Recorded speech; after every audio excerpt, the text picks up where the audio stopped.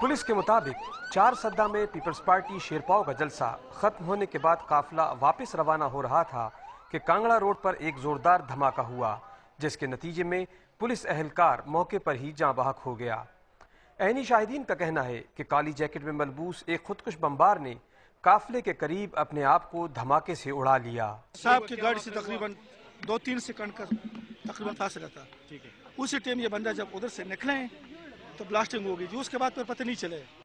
धमाके से 2 गाड़ियों को भी नुकसान पहुंचा, लेकिन खुशकिस्मती से पार्टी के सरबराह आफ्ताब शेरपाओ हमले में महफूज रहे। आफ्ताब अहमद शेरपाओ का कहना है कि वो हमलों से डरने वाले नहीं। ये हमारे जिंदगी के साथ ये चीजें बंधी हुई है, हाँ, हम इससे डरने वाले नहीं। जख्मियों को पेशावर के लेडी रीडिंग अस्पताल में तिब्बी इमदाद दी गई। खैबर पख्तूनख्वा के सीनियर वजीर बशीर बलोर ने धमाके के बाद मीडिया से गुफ्तगू में कहा कि इस तरह के बुज़दिलाना हमले आवाम के हौसले पस्त नहीं कर सकते।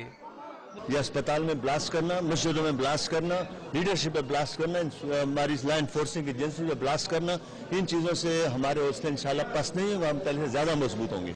धमाके के बाद पुलिस हुक्काम ने जाए वकुआ को घेरे में लेकर तफ्तीश शुरू कर दी, जबकि वजीर आजम गीलानी ने भी वाक़े पर अफसोस का इजहार करते हुए रिपोर्ट तलब कर ली।